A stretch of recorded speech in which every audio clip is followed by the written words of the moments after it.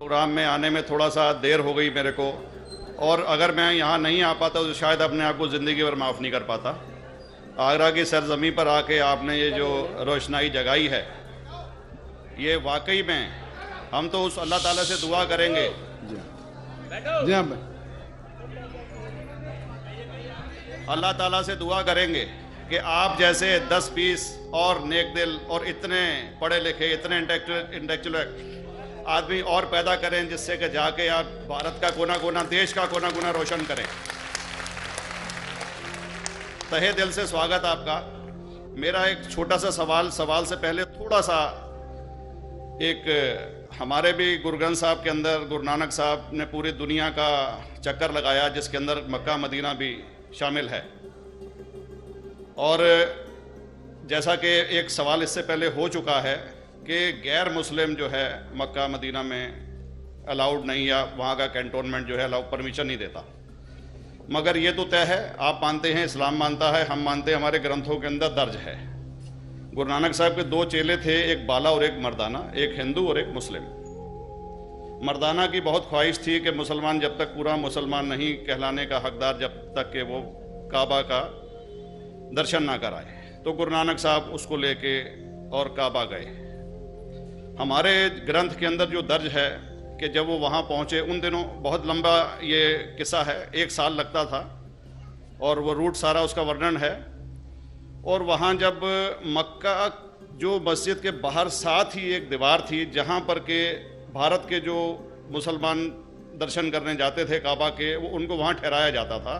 वहाँ की देखभाल जो करता था वो मुल्ला जीवन करता था।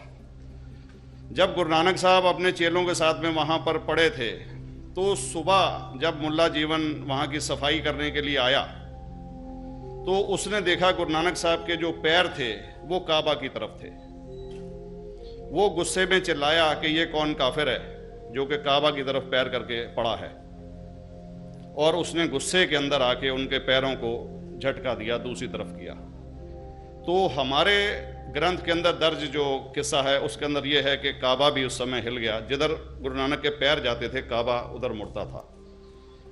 तो वो जोर से चिल्लाया, ये कोई हजरत है, ये कोई औलिया है। तो उस समय के जो काजी थे मक्का के, काजी रुकनदीन साहब थे, और शाह शरफ, कई हस्तियों के नाम हैं उसमें।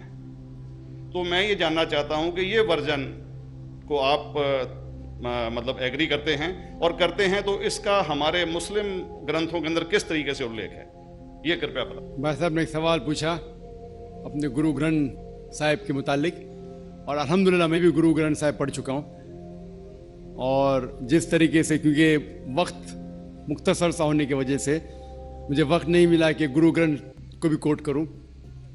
आपका सवाल का जवाब देने के पहले मैं आपसे ज़्यादा चाहूँगा कि इवन गुरु ग्रंथ की किताब पढ़ेंगे आप, ग्रंथ जिसे आदि ग्रंथ कहते हैं, और कोई सिख से पूछेंगे कि खुदा का तसव्वुर क्या है, सबसे बेहतरीन जवाब कोई सिख दे सकेगा, वो आपको कोट करेंगे जापूजी, जो गुरु ग्रंथ साहिब आदि ग्रंथ के सबसे पहले चैप्टर है, सबसे पहला श्लोक, जिसके कहते हैं जापूजी, जिसके मानी है कि God is true, he is only one, he is not begotten and is free from fear and want.